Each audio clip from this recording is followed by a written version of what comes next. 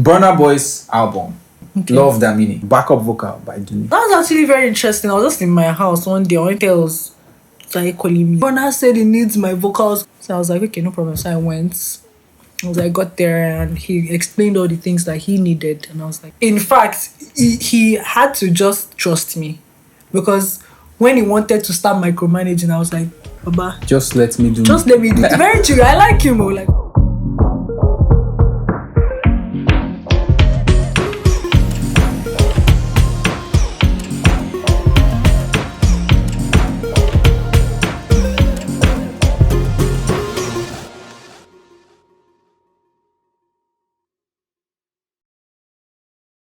So our guest today is an AFRIMA nominated, Afrofusion record producer, singer, songwriter. Ladies and gents, welcome the delectable Dunnie.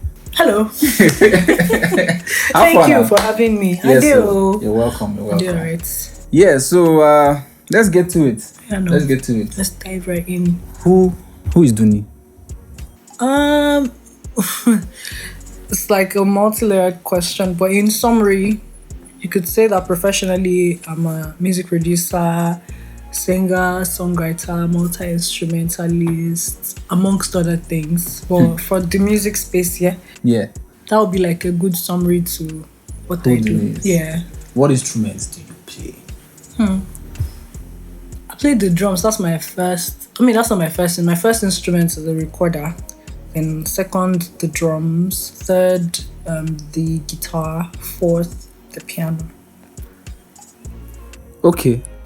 Anyway, that's nice. It's okay, you can show off, Sha. But it's okay. No, it's fine. It's fine. You play now. You play like 10. No, I just play the piano. Oh, that's amazing. That's amazing. Yeah, but anyway, Sha, when I see people who play more instruments than I do, it calls for questioning, on my part.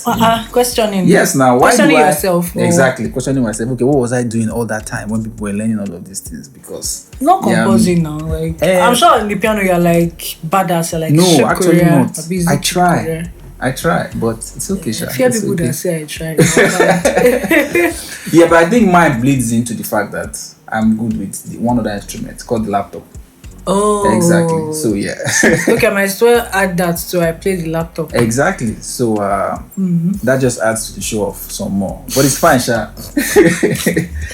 Anyway, where are you from, Dunnie? Where?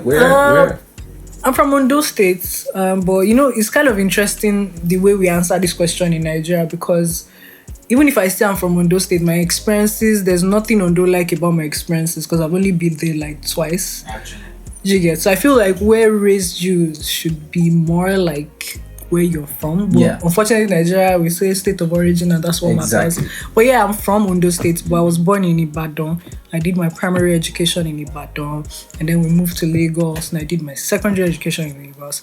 And then I moved to Abuja, and I did my tertiary education in Abuja. So University of Abuja. Okay. Gwags. Gwagwala, the Gwagwala you people not really they know. Every song, Gwagwala. Yeah, that's where I went to school. Yeah, so, and then after uni, I then came back to Lagos. So, so to say where I'm from, I would think that all these places kind of shaped my experiences as a Nigerian or as a person. So, although I'm from Ondo State originally, because that's where my mom and dad are from, but experience-wise as a human being, I'd say that I'm from Lagos, I'm from Lagos State, and I'm from Abuja. Yeah, I can relate. That makes sense. Mm-hmm. In all of these your experiences, Ondo State, Ibadan, Lagos, Abuja, at what point did the music start? Where did you start music production? How did you? Music production is kind of interesting because how music production starts is not by the production itself. It's like a journey through the music itself, and then before you now realize that you can actually do this thing called music production. For me, from when I was in primary school in Ibadan, I'd always, how you be on the assembly and then they'll have those match. I always wanted to join, but they didn't allow me. They said it was just boys that can play drums. So I resorted to playing like my mom's plastic. I used to break all her buckets in the house. And then she would buy more. So one day we went to the market and then she saw some drums and then she bought for me that, okay, stop breaking my drum, my plastic, to be playing this one. Yeah. So I'll go to school. When I now got into school as well, I'll be playing my math sets. Yeah. I use the notes for snare. Yeah, so for me, I didn't know that all these things I was doing was like production. Exactly. Yeah. So that's how it actually started for me. And then I got into secondary school. Whenever they were asking what I want to become in future, I want to be a DJ. It was not something normal. So I went through like different phases of that till when I got to SS1, and I was like, okay, these sounds I always have in my head, because I thought I was going crazy. What is it called? And then someone told me that putting instruments together, that's music production. So I was like, okay, I'd like to learn. But that's another hurdle.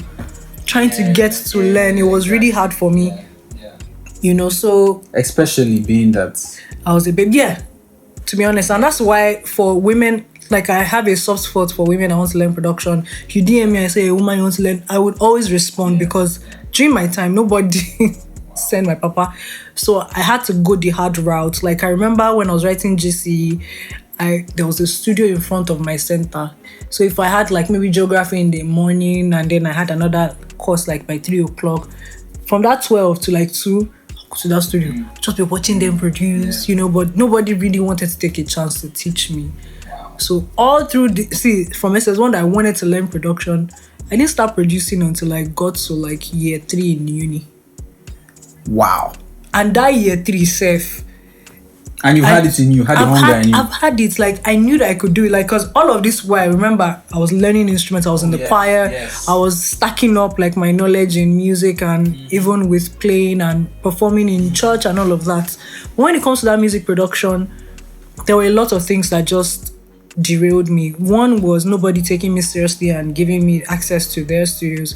And eventually when I got the access to the studios, I couldn't afford to get a laptop for the longest period. So there was the one that would just be looking at people, do not allow me to touch their professional, you get. So it was just like a lot of stress. But eventually somebody in my church, I sang in church one day, and the woman was like, oh my God, what do you want?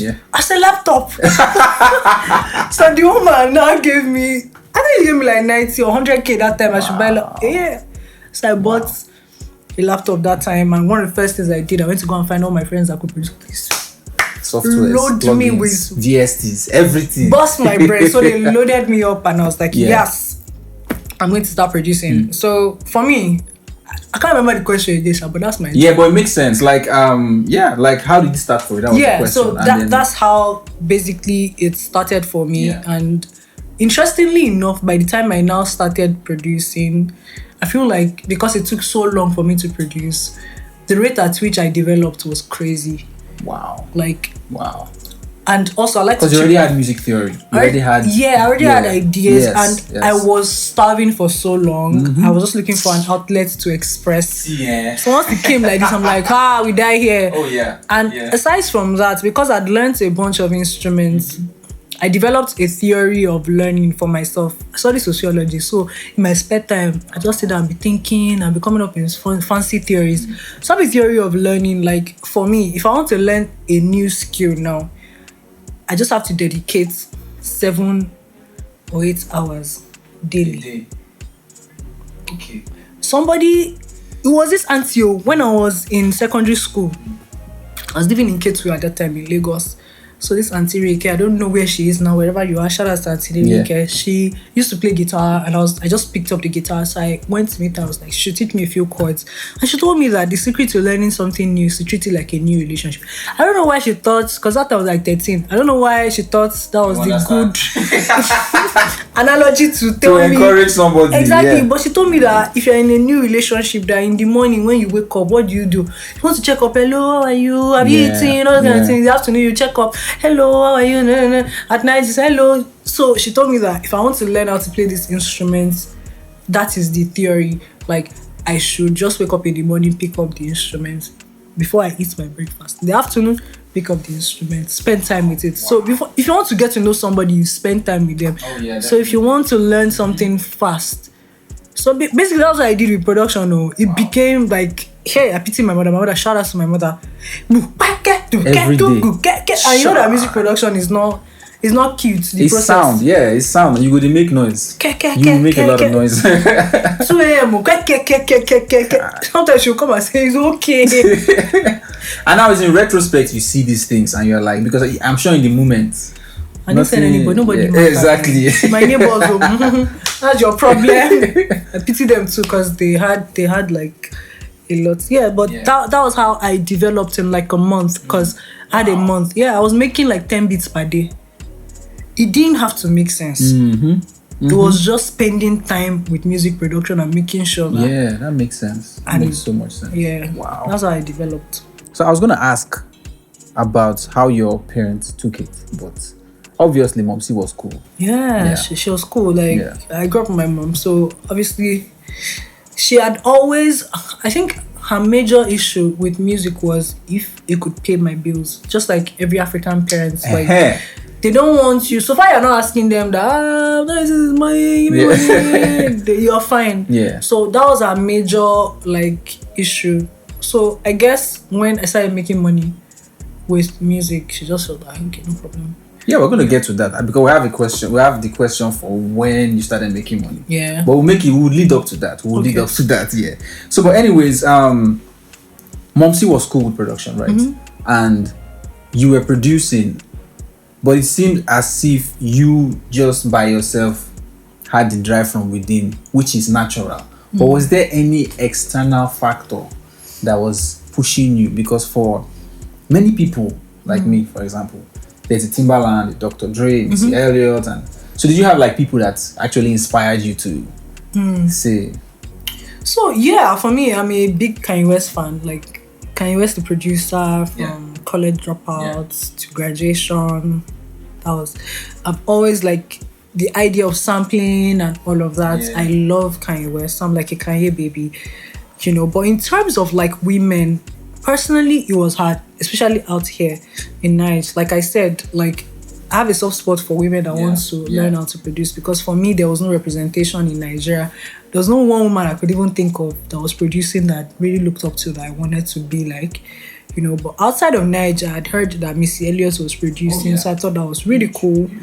You know, so I really, really loved her. And then I discovered Wande Coal, and then I became obsessed. I'm telling you, like, I became obsessed. I was like, thank you. And then that's that she has Nigerian origin. I said, yes. She does? Yeah. Are you serious? Like her dad, yeah.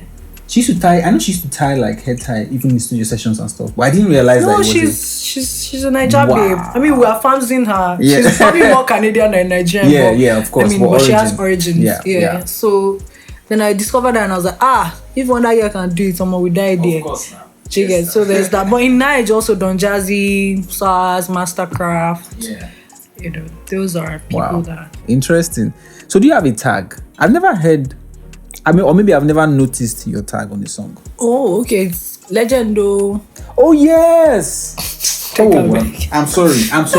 I'm really sorry. Like, I actually don't notice. The thing is, my tag does not look like me. Yeah, exactly. That's the criticism I've gotten. Yeah, actually, like, basically, you hear the tag and you think it's a guy that produced it. So, and that's the idea. I don't want gender, anything. You know, it's a stereotype, Sha. It's a stereotype. Yeah, that's why I did not use a female tag. Yeah. Because your music sounds as good, if not better than some of the people. Yeah, but you understand what I'm saying? Yes, thank you very much. Yeah, so you were listed under the Nigerian producers to watch out for in 2021 by YNaija. Oh, okay. And Kickass. Tell us about that. Kickass. I'm leading you on I so don't you can know. tell us. Like, honestly, these things, I don't keep tabs on the press, on the PRs. But honestly speaking, what I love to do is just make music. Every other thing is like noise. Okay. Because it's easy to get carried away by accolades or PR and all of that, forgetting that the source itself is in the music. So usually that's management and whatever it is you are reading, that's their job. I mean, if you ask me about the music, I promise you I'll remember everything, but that makes sense. Okay, now let me ask you about the music. Yes. Exactly. So what DAW did you start with? When your friends, loaded your laptop, what was the DAW you started? I mean, they loaded me with a bunch. Like I said, I told them to bust my brain. So I'm one of those people that I tried every door before I now figured what I loved. So I tried FL. It's not my destiny. Obviously, that was just giving me like. But don't let Stars hear stressful. I mean, he knows. Exactly. I mean, I went to Stars Academy. We were like 10 in Stars Academy. Yeah. 9 people used FL. We're using FL. I was the only one using Studio One, and they'd be teaching all of them. They'd be like, hope you're not. I'm like, no, I'm chilling. I got it. You people cannot intimidate me in this place. Yeah. You know. So yeah. So I tried FL. It didn't work for me. I tried Logic Pro. It didn't work for me. I tried Cubase. I mean, Cubase a little good, bit right? was Yeah. easier for me. Yeah. So I did Cubase for like a month or 2. And then a friend of mine now introduced me to Studio One. Yeah. And the gag with Studio One was because I could use the shortcuts from Cubase that was already On used Studio One. on Studio One. And Studio One was easier, drag and drop for loop and chopping up. Exactly. There was just so much that I was could offering do. at the time. So I was like, oh, okay, you know what? Let me just... And it was a better looking interface, generally. To you. That's To anybody that has taste. That's prerogative to you. To anybody that has taste, and if you like quality things. Well, to you, Sha. Exactly. I know she do knows maybe Cubase can come and say they want to. Exactly. Cubase is nice. Exactly. So Cubase is exactly. beautiful. Because you know that I was telling Very you that the other colourful. day. You were telling me the other day that no, you were saying in the meeting we had with Trace when Bright Swan and Trace did that they invited us, and then you were saying how you would color Logic Pro. Color Logic Pro. Yeah, like Studio you One. put colors for your vocals. No, and stuff. Studio One. It's Was it not Studio One Logic you're Pro. I talking don't about? use Logic Pro. Oh, okay. My mind Studio actually One. pictured. No, it was Studio One. Yeah. But yeah, my stuff is Yeah. always colorful and Yeah. people will laugh and be like, Yeah. oh, what's all this? Nah, but it's actually good. Do you know after that period, I'm not going to lie, I started doing it. Really? Yeah, you know why? Why? You know how it works now. Your mind, when you're making the music, doesn't compartmentalize. You're just expressing. Then when you're done, you now want to structure. So that color thing helps structure. Oh, I see. Yeah, I I'm see, telling I you. see. So do you still use Studio One now? I used to do one for everything. I'm actually a Personas baby. Those people, Oh, they're actually good. Though. They're actually they're amazing. their stuff But nice. I love Personas. Yeah. Like, So they own Studio One, right? yeah, they do. Oh wow. Yeah. Okay. So, and it's so interesting because another reason why I like Studio One is because my workflow is seamless. Yeah. The reason why I don't like FL is I always look at people that use FL like you make beats in FL, you now bounce it. It just takes another door to record vocals. Yeah. So, but for me, everything happens on Studio even One. performance On Studio stage One, and stuff. you know, everything. Wow. So you can just finish your job and then go to perform and then perform it and Wow. yeah. Interesting. I I should love- explore Studio One. Yeah. The influence of Dunnie. Studio One. Personas, you people. You should call You Dunnie. owe me endorsements. Oh yeah. So talking about influence, right? See, I sound like one of all these interviewers now. That's what I'm trying to avoid. But anyways, It's like that's what's calling you. yeah, Just I don't know. embrace I it. don't know. Yeah, Don't run away. But anyway, talking about influence, yeah. Burna Boy's album. I'm going to talk about the music, but I will have to talk about the album first. Okay. Like, call the name of the album. Okay. Love That Meaning. Yeah. How bad could it be? Oh yeah. People don't know the backup Yeah. was produced, not just backup. There's a difference between just recording backup, but they say you should do no, but this actually vocal production was done yeah. by Dunnie, and the vocal was performed, backup vocal by Dunnie. Yeah, they. Tell us about that. That was actually very interesting. I was just in my house one day. I wanted to sleep, and then Tells started calling me like so like 20 minutes ago. What? So I called him. Like, he was like, "God, where you did?" I was like, "I'm at home. I want to sleep." And I was like, I beg if you come studio." And I said, "I beg, oh, it's late." It was like 11. I'm like, he said, Burna said he needs my vocals on Where like was a this, in record Lagos? in Lagos. Yeah. I was like, okay. Send me the song, make I do it for my house now. I was like, you know how this thing they be now. He won't make you day, like, because he wants to be there, blah, blah, blah, blah. I was like, okay, no problem. Let me see. So I was like, okay, no problem. So I went.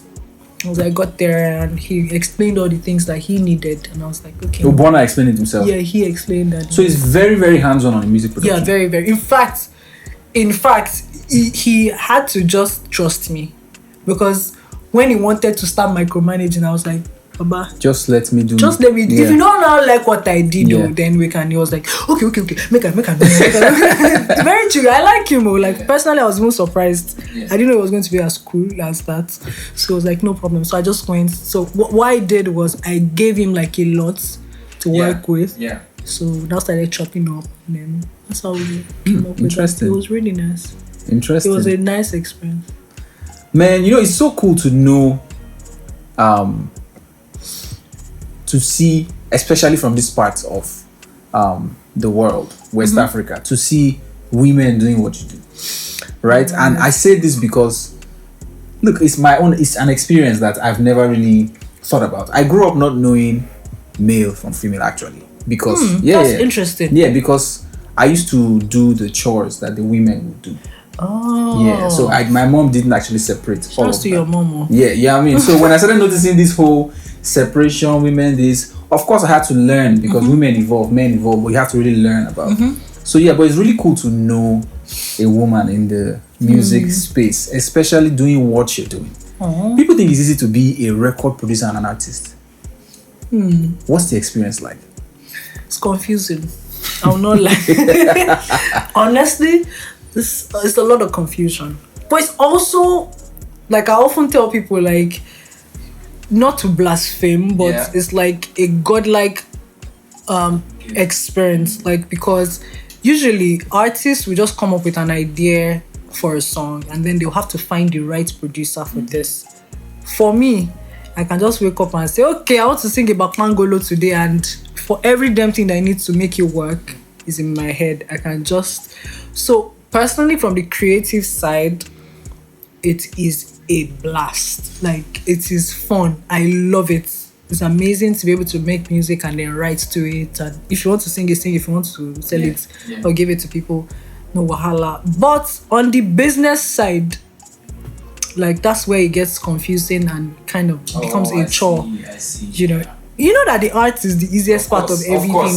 Making music, you can do that in your sleep like this. Yeah, but the business side, because now you have two brands, and my production brand is basically bigger than my artist brand, because as a producer, I'm like a unicorn in the industry, so people naturally gravitate towards you. That's towards true. me. So usually that one is more lucrative. But being an artist in the country is hard, because we're in a capitalist society, it's expensive. Do you understand? So, and there's a way artists are supposed to be and all of that. So that's where it becomes a bit confusing. So merging both together, making sure that one does not overshadow the other or one does not drown the other. I've had moments. There were moments where my artist was like in 2020, 2021, my artist was bigger than my production. But right now my production is bigger than my, so it's like, we don't get fight. It's quite interesting, but for me, it's also harder because the kind of brand that we're building is not something that's been done in Africa before. Like, to have, because I'm not just a producer, I'm a commercial producer. So I'm like actively producing on people's albums, and then I'm pushing my own piece. So there's actually no woman that's doing that. Right now, none that we know of, actually. So we're just playing it by ear and following the vibe, wherever the vibe leads us. Interesting, really interesting. Wow, I'm learning a lot, because I was prepping, like, when Dunnie comes, I'm going to ask this, I'm going to ask that. I'm like, okay, what should I ask? I ask people around, okay, what do you think? What would you guys like to know? What would you guys like to know? Yeah, but you're never ready for this thing. Yeah, I mean, you're never ready for them. So anyways, you were in Ghana a few last year, right? Yeah, I think it was last year. September. I mean, I was in Ghana in January, but I'm guessing the way I'm referring to is last year. Yeah, the one that was on social media that we saw. Okay. You were with Usher, you were with Thames, you were... it was two different ones, right? There was one with Thames, right? Yeah, there was one with Thames and there was one with Usher. With Usher, and it was Oxlade backstage. Yeah. So please clarify this for us. Let's know. It's like the same thing, but not the same thing. Okay, so the entire event was Global Citizen, the concert. But then Alicia Keys has this NGO called She's the Music. For Alicia Keys produced like a bunch of I did not even know until like last year. I know that she used to produce, but I will have carried out my head. So like I did. So she has an NGO called She's the Music that celebrates and encourages like women songwriters and producers and brings them together. So she does camps all around the world. Like she does camps in America, does camps in Europe for women. So she decided to collaborate with Global Citizen to do one in Africa. So they did a camp in Accra. So what they did was they brought like female producers and female songwriters from across Africa together, and then they now put us in rooms with Thames and Jackie to just create music and just vibe. So that was what this session was for. So it was just an opportunity for all of us to just vibe and just feed off each other's energy. Then, you know, after all of that, that happened for like 3 days. Then the fourth day, I think the third or the fourth day, there was the Global Citizen performance. You know, Oxlade is my guy now. I have a record over those together. So as I was in our class, like, how far now? What's going on? It was like, they're just me that Usher was bringing him up on stage. I was like, oh yeah, now we got that day. So I was like, instead of me to just be enjoying the show itself, because they gave us tickets to attend the show, I was like, okay, I'll just go with my guy. And then, so I didn't plan the Usher, whatever. That was just Oxlade being Oxlade. I just wanted to be backstage and watch my guy perform, basically. Man, that's actually interesting. Still on this same matter, right? Because, man, I can't get enough of Dunnie. It's not even, you can't get enough of Dunnie. Yeah, I mean, so so but when do women actually reach out to you regularly for like trainings, mentorship, music production, audio production? I wouldn't say regularly because I don't think there's so many women that are interested in music production. But now that's a lead up. Well, I'm coming. Just keep going. I don't think there are many women that many women interested in music production. But I'd say that a bunch of women do reach out for advice, for like encouragement. Some of them just want to send me music to listen to their music. And I'm always like, no matter how busy I get, it might take me a while to respond, but I definitely would respond. And for a bunch of them, I've followed their journeys and they've evolved over time. There's even one that I mentored that just did a master class. Somebody I did master class for last year. She did master class for FemFest. I don't know if you know what Zikoko magazine. Oh, I know Zikoko magazine. They did a FemFest, So they did for female music producers, and she was telling me that I'm doing my FemFest, and I was like, go girl. So for me, those are things that really make me excited, and so I get a couple of girls. Some of them I even DM on my own self. I just see that you produce, you're trying. I just DM you. I'm like, yo, you're doing well. Wow, that's amazing. And you were talking about that's really amazing.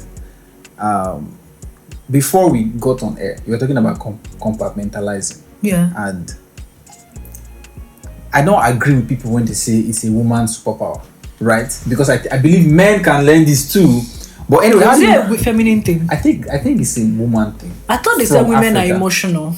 That women usually react based off emotions more. Is that not the stereotype? Well, that's the stereotype, like you said. But from like results, I'm talking about results. Okay. Right? So men are very head conscious. Like, what does that mean? We think about things a lot. I don't know. So is that the logical thing? Is that the men are logical thing? Exactly. I mean, head conscious. It doesn't mean we're not emotional. We are emotional. See, we are very emotional. But I think women, there's some emotional intelligence to women, even though it erupts. I don't know how to, for lack of a better way to describe it. Anyways, let's not deviate. What I'm trying to say is that with the compartmentalization of your career, how do you manage your own creative vision and the commercial aspect of your music production? That's actually a very good question, because I think what has actually stood me out is me being different, like in terms of being a woman, different, and even my sound different. Because whenever I even make Afrobeats, it's usually not like Afrobeats. It's usually like something that is just weird. But you shall dance, and you go feel them wet. Yeah, or you may not dance, so you shall nod your head, or you feel the emotions. So I don't think I've had that struggle of trying to fit into what people want, because I feel like for any artist that wants to work with me, what they are looking for is that's me.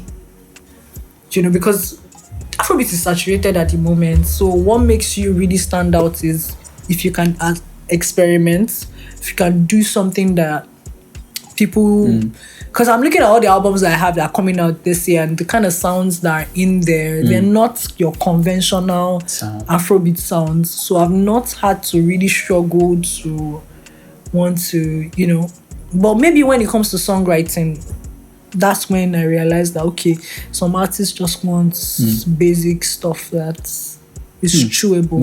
You know, but no, I've not had to like do much of compartment. But although usually when you're working with people also, ideas may clash, where an artist wants you to put this and you're like, oh, this is terrible, and then you guys just have to meet each other halfway. I mean, that's a different conversation entirely, but yeah, I've not had too much struggle. So tell us about the struggle. Give us one example of, and like, you don't have to call the artist this name.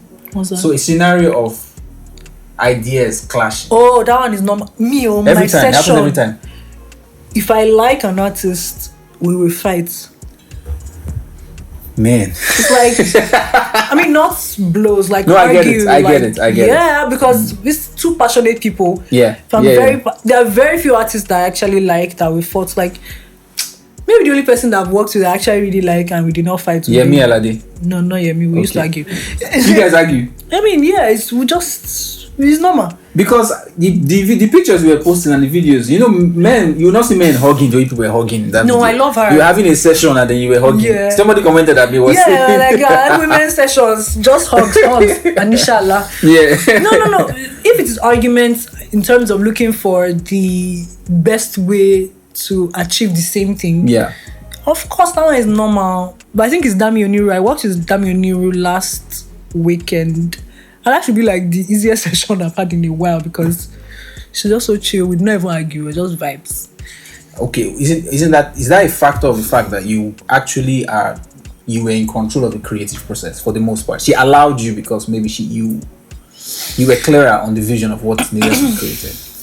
I mean, it could also be that because usually when the roles are like defined, if you let the producer be the producer and the producer lets the artist be the artist, like, maybe.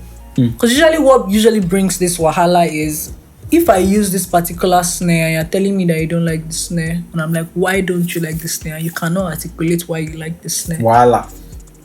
These are the issues. If I start this particular session, I started the guitar, the music with country. It was supposed to be like a minor. I don't know if I can curse. It's supposed to be like that's fine. Bleep it out. I wanted the song to start like it was a country music that was starting. Then before you know it, you switching up to house music, like house drums, almost like amapiano-ish. But when this thing starts, you think it's alternative music that is starting, and that was my idea. Then you now come and say, no, guitar cannot start this thing, no. Let the drums come. But I'm like, you have a bunch of songs that is drums that is starting it. Can you just leave me and let me do these things? Trust me, it's great. Then arguments will not start. No, hey, Nigerian, you have to cut them in 30 seconds. I mean, valid points. Yeah, exactly. But we cannot all be going like this. Dare to be different. Take a risk. I mean, that's what creativity is. You are creating. Creation is something from nothing, Abby. Yeah. Exactly. But I guess most people don't. And the funny thing about these arguments is that nobody's right, nobody's wrong. Yeah, exactly. That's true. It's just because we are creating from thin air, right? Exactly. Whatever we're creating is already in the air. Whatever is right is whatever we agree to do and put out. So it's quite an interesting conversation because this person will come and say, I'm right. You say you're coming like I'm right. But you are both right too. It's just to now find how to meet each other halfway. And it's also a battle of egos. Sometimes. Women have ego. I'm not talking about women, I'm just talking generally. Oh, okay. I mean, do I have an ego? As a producer? No, I'm just asking because you suggest ego thing has nothing to do with gender. Okay, contextually as a producer. As a producer, producers are very egoistic, especially with the way Afrobeat is moving. In my experience working as a producer, maybe it's just one or two artists I've produced that came with songs and said, do you need to produce? So usually it's your beats that they write to. So eventually, and that's where the superiority complex comes in, because without this beat, you cannot see anything to sing in the first place. It's my beat that is inspiring you So if the beat is inspiring you, you have to be careful how you will word advice that you want to give me on how to change it, because there was a space I was in when I created that beat. Music. So if you want to take me away from there and carry it to, it has to make sense. So true. So true. So I guess that's where the egos really come in and makes sense. Because the artist also has a brand and they have a way they want to sound. My sound. Yeah.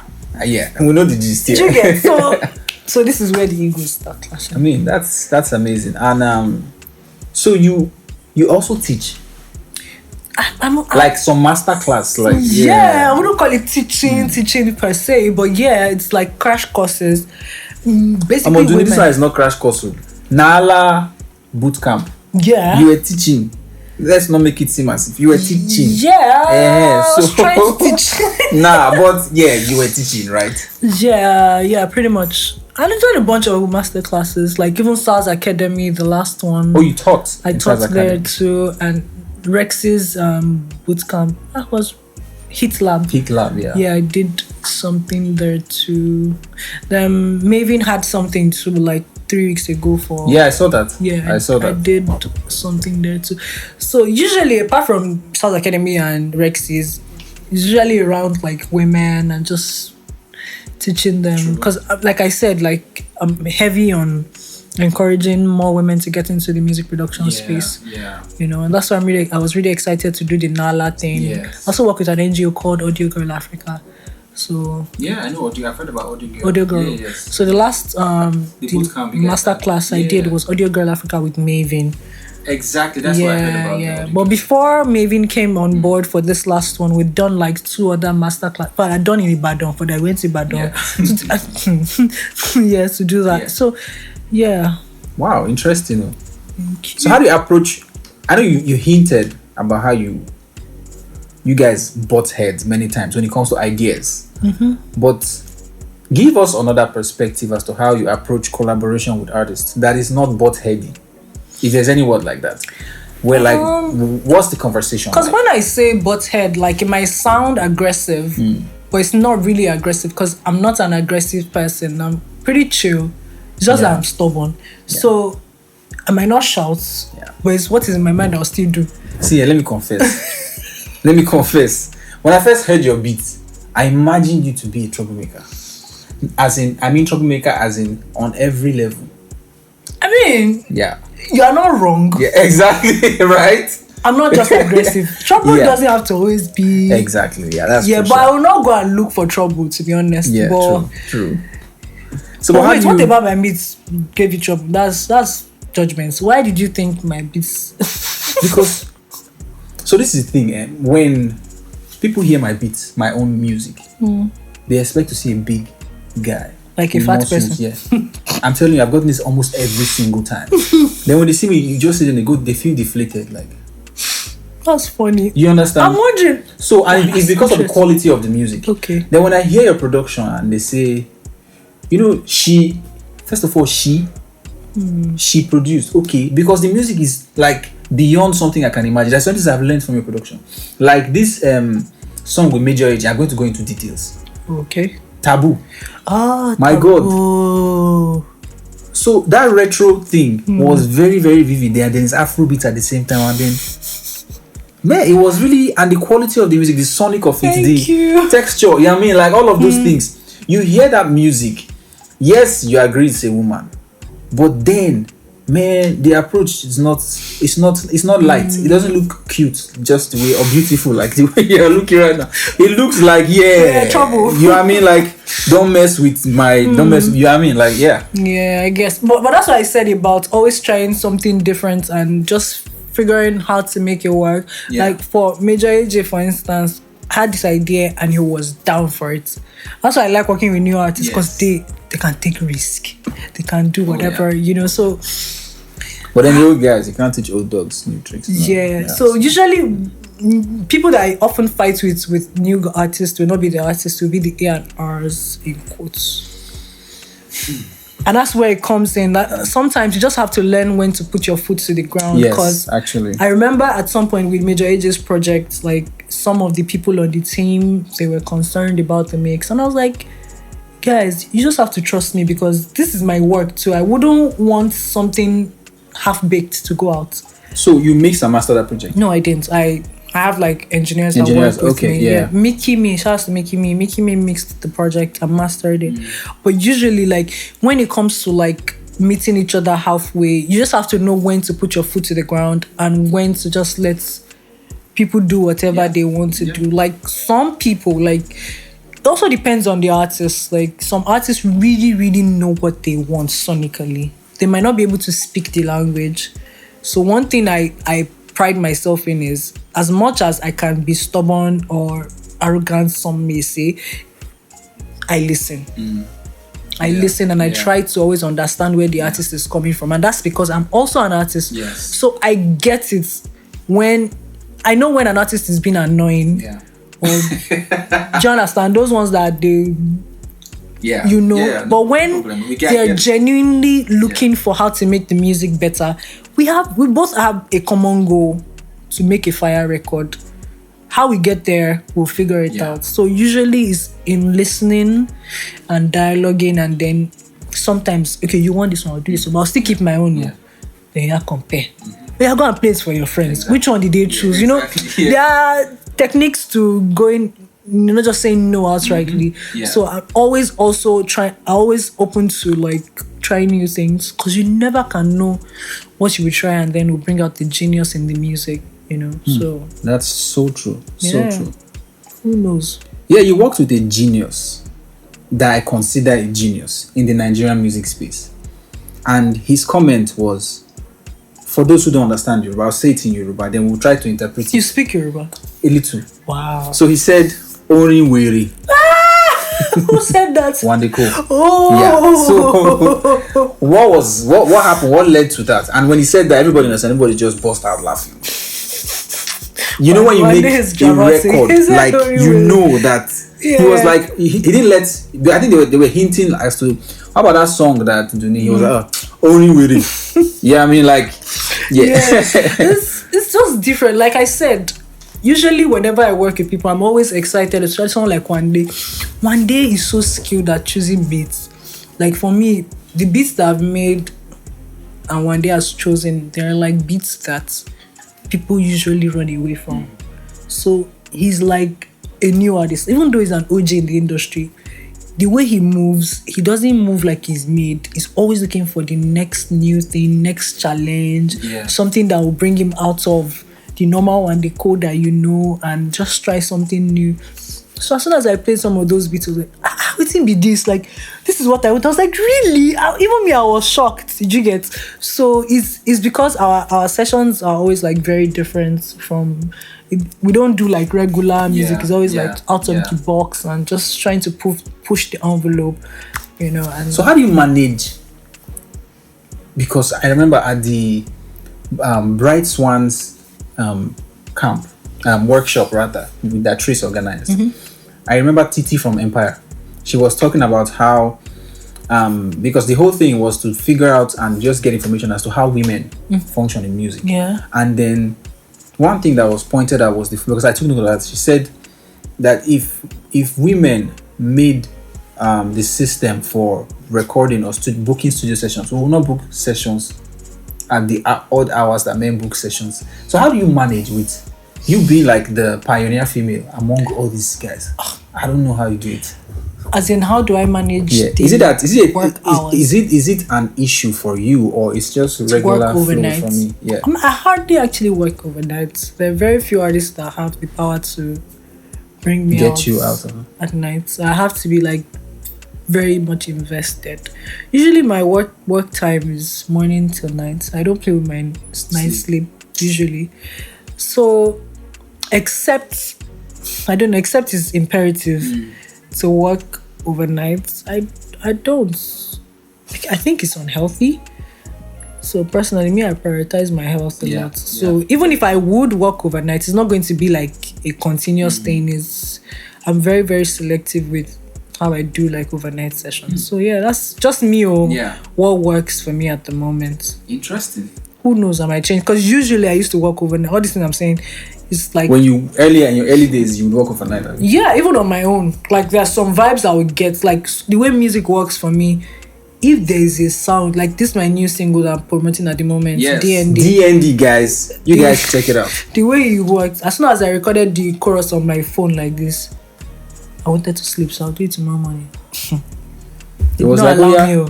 It did not allow me. Yeah, so there's some beats I hear in my head. That one, this one, before it. Oh, yeah. So sometimes, but it's not every time. Yeah. It doesn't work all the time like this. So there's some vibes like that. There's some artists like that if you don't finish this thing, you know that vibe is gone. Yeah. So it depends on the vibe, but it's not a normal thing because it's unhealthy. I wonder what the other guys will say about this one, Sha, but we'll see. I mean, different individual differences. Yes, actually. I guess. So do you have publishing? Not at the moment. Intentionally so. Intentional, I mean? Yeah. Okay. Is it a catalog thing? You're building a catalog or? Building a fire catalog so that I can negotiate for what I want. Oh, that makes sense. All these I'm getting at the moment, I don't need it. I don't feel like I need them at the moment. So I believe that when the time is right, the right deal will come along. So what would you consider the biggest challenge so far as a music producer from your own experience? Because I know you're on the go energy right now. So there's no way you're trying to backtrack or check or... Challenge? I don't even know. Like... I think it's a perspective thing. Yeah. Because I believe that I can negotiate my way out of anything. That's the way I move in life. Like, if somebody comes to me with something like this, I feel like I negotiate every day of my life. Yeah. So even if something is kind of challenging, I know that I can so I won't even see it as a problem. Because normally you'd say maybe a challenge a producer will face in the industry is they don't want to give you your splits in your publishing. But you can negotiate your way out through of that. Yeah. You get, like, okay, they don't want to pay you how much you are due, but you can negotiate your way. Yeah, makes sense. It's just negotiation, like that's the key to it. So that's why I'm struggling to figure out the particular challenge. And then let's not even go to the gist of being in Nigerian, which is an extreme sport that prepares you for. How now you negotiate your way out of it? You understand? Police caught me the other day. I negotiated my way out of it. Like, it's normal. See, you have answered the question actually. You have answered the question, so there's no need to go beyond there. I'm telling you. So, at what point, like you said earlier on, at what point did you start making money? Because I told you we were going to get to this when you said Mom C was like, don't, as far as you can figure out yourself. Yeah. This is actually interesting because for me, in as much as my journey towards production on the musical side has been for a while, what eventually pushed me to actively start producing was money. Yeah. Like I started our production, like I decided to actively produce when I was in uni because I was looking for like an extra source of income.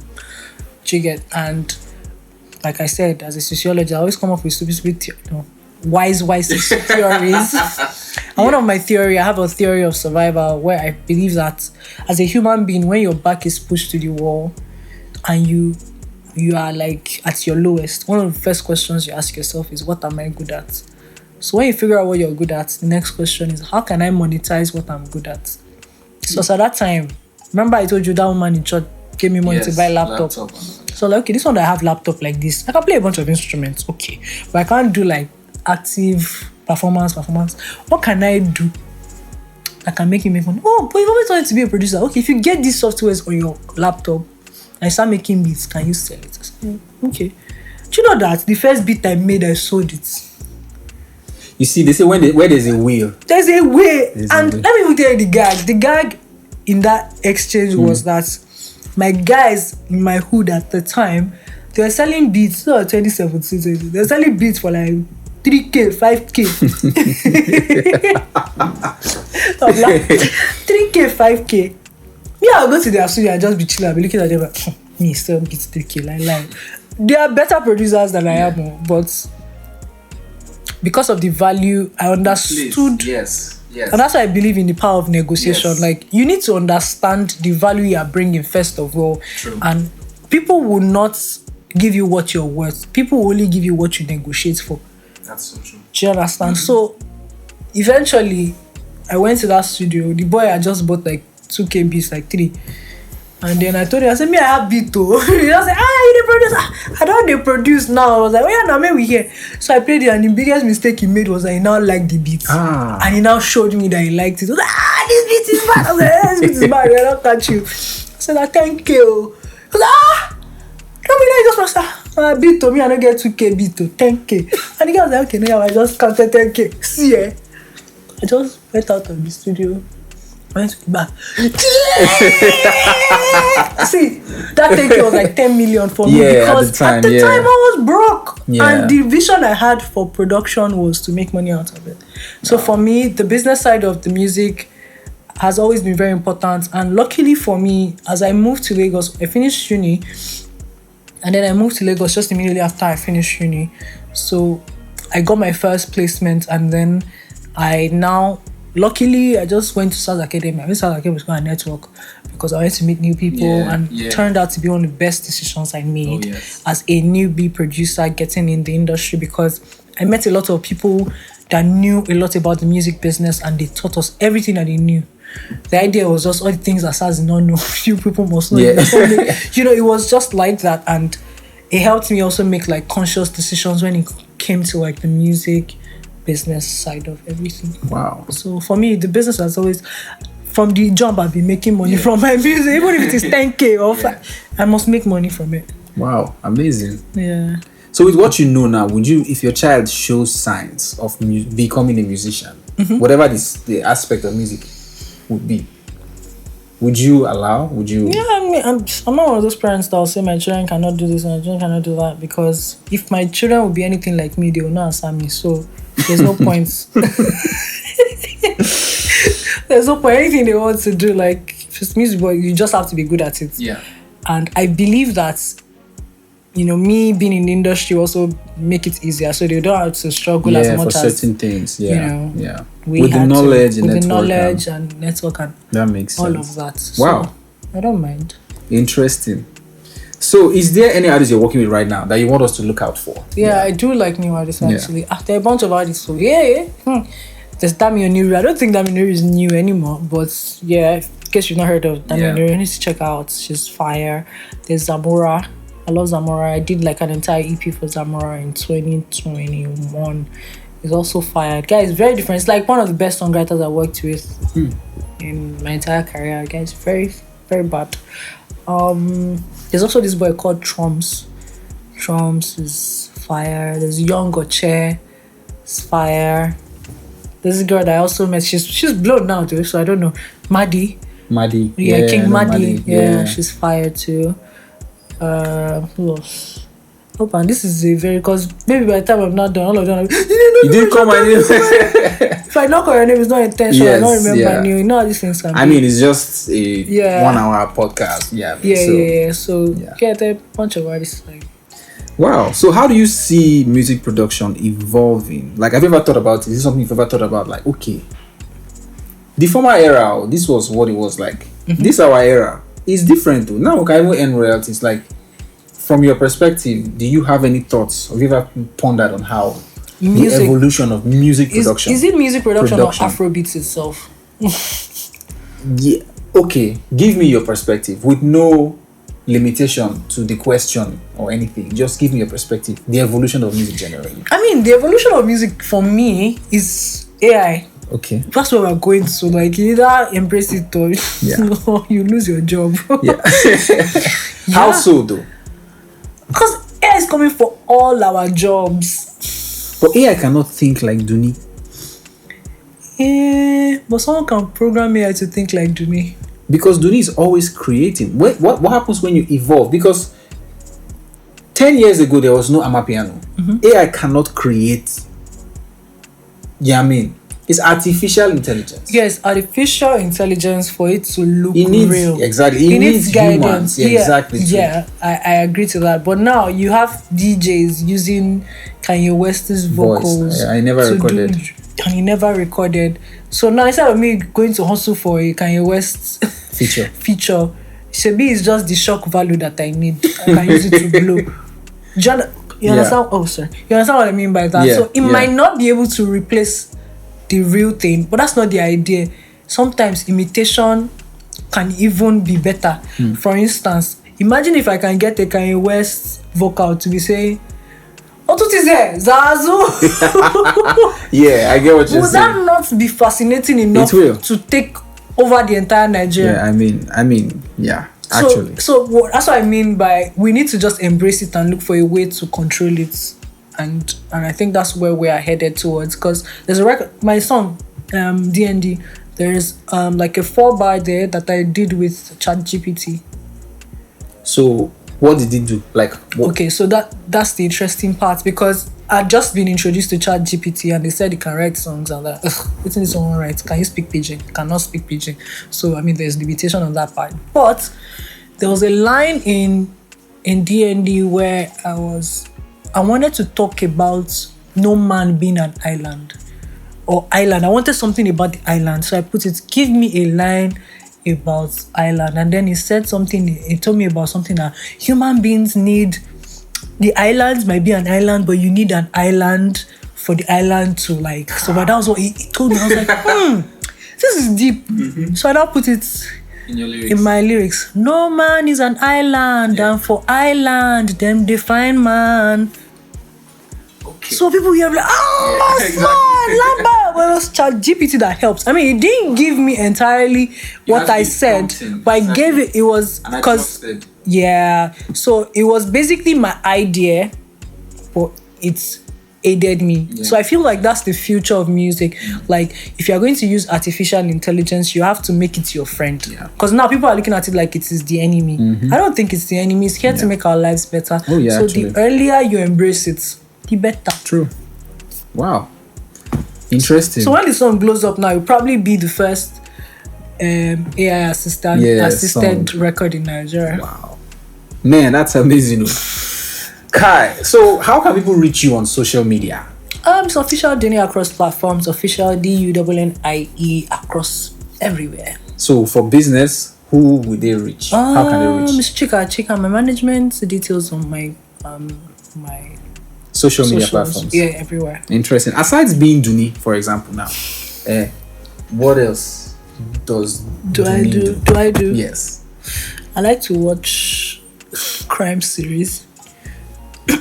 Oh yeah, you're talking about business. Like, do I do whatever like what business, I like to do? Anything business. Like, if I wasn't a musician, I'll probably have a degree in criminology, like a master's, because my plan initially was to study sociology first degree and then do like my master's in criminology and then be working with FBI or EFCC and be catching bad guys. Like, things I love to do is to watch how they are catching serial killers, all this. I find the mind of criminals. So is it possible that some way, somehow, someday, maybe if you get bored on your island one day, you might just decide to go and do the masters last. Is that a possibility? I mean, that would be fun, though, because personally, the way I am, I'm always looking for new things. Like this year, one of the new things I started was to learn how to DJ. Like, I just got the little turntable.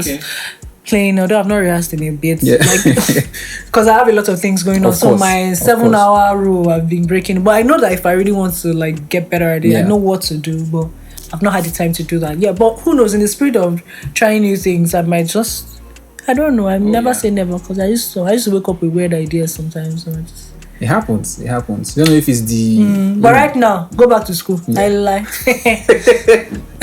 We're coming to the end of the podcast. So why now? I don't even want to go. Even me, I'm enjoying this. Do you need housemates or podcast mates? I mean, we are here all day, but somehow some things have to come to an end. I know. Yeah, but what would be your advice for any female producer who wants to become a music producer? I mean, what I always tell like the ladies I talk to is that don't expect handouts. Some people feel like because you're a girl in the industry and maybe you're cute, or you think being a female producer is cute, you should be given opportunities. I feel like your music should always speak for yourself. Like, being a woman means that you have to put in like double the effort. So make sure that the basic requirement is that you have to be hard, and then just like every other thing in life, consistency is the name of the game. Need to conscious, even when you don't feel like it, just try and keep putting it out there, and that's just it. Like, make sure you're you're hot and you're hard, like what you're making is fire, and the sky is going to be your starting point. What are the things that drive you that would help other producers? I think it's humanity, like self. I have this saying, I say that true freedom comes from the knowledge of self. When you know yourself and you're actively trying to be a better person, it just oozes out into every other thing you do. I feel like a lot of times creatives, we get lost in the bubble of creating, that we lose the essence of ourselves. Another thing is that creatives also attach themselves to the creativity so much that if you should criticize their art, it's like you are hating on them as a person. But the thing is, as a human being, you are expressing art. Art is a part of you. Art is not you. It's just because you can be a creative now, and in the next 10 years you might be the biggest label executive. True. That's true. So if you tie yourself just to the art, you're limiting what you can be. So try to make yourself better. That's what I try to do. I try to be a better version of myself every day, and then it trickles down to my music. And maybe it's also because I create usually from a happy space. So the better I am in my mind, the better the quality of music that I create. So usually what moves me is being a better person in all ramifications, mentally, spiritually, physically, and then it will trickle down to, Wow, interesting. Thank you so much, Yemi, for showing up and just honoring our invitation. It's my pleasure and my privilege. Thank you for inviting me. Oh yeah, definitely. And I know that in the nearest future, we'll be having you again. Sure. Oh yeah. By God's grace. God keep us all. Yes. So thank you so much, guys. We've come to the end of the podcast with the amazing Dunnie. I know you guys enjoyed the conversation. If there's any question you felt like we omitted in the process of this show, just leave it in the comment section. And also, if you want to see your favorite producer in the next episode, just let us know. Bye for now. Peace.